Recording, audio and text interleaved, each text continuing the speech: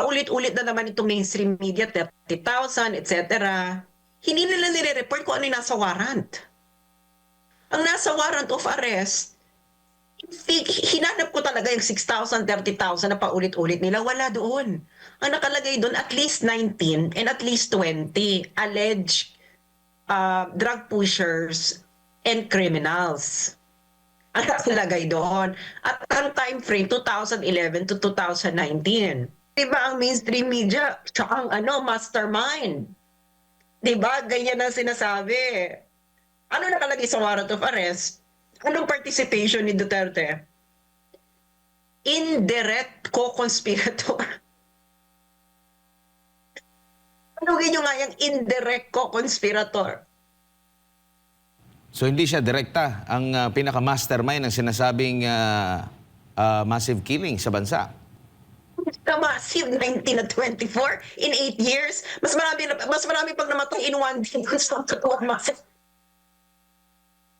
In 8 years. So you investigated this from 2019 to 2025. For all those time, ang inaano mo sa mundo ay 30,000. Pagdating ng warrant of arrest mo, 19 and 24 in a span of 8 years. Ang accusation mo kay Duterte, indirect co-conspirator. Ang tanong ko, nasan yung mastermind? Nasan yung direct direct planner? Sino yung indirect co-conspirator?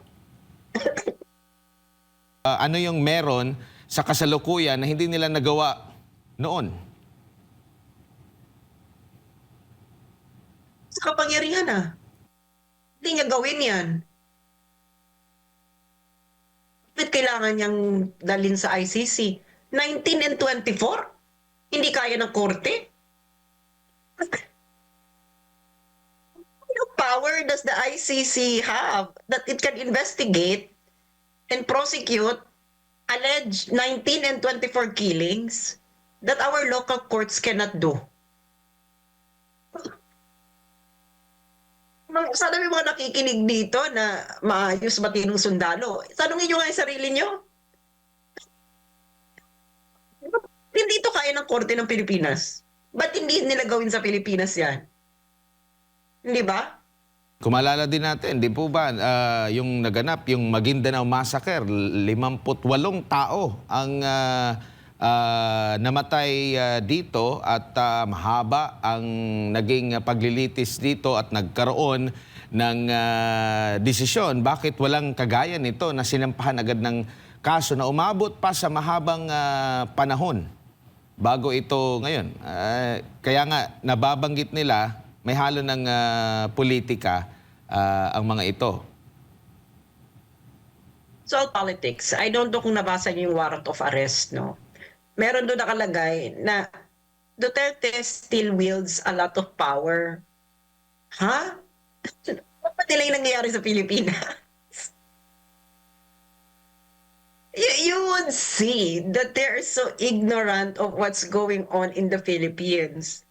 And you will judge someone na hindi mo alam ang nangyayari sa konteksto niya? How is it going to be legitimate? We know that sa Amerika, kaya nga may jury trial sa US You would like to be judged by your peers.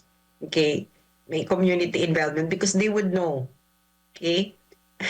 So itong mga yung ICC, they are trying to pretend that they know what's going on in the Philippines. Kaya nga yung warrant of arrest nila, sabi nila, Duterte is still wielding a lot of power. Do they know what's going on? Obviously not. They are coming from a place of ignorance. And the Filipino soldiers and police officers who participated in this, you have been played.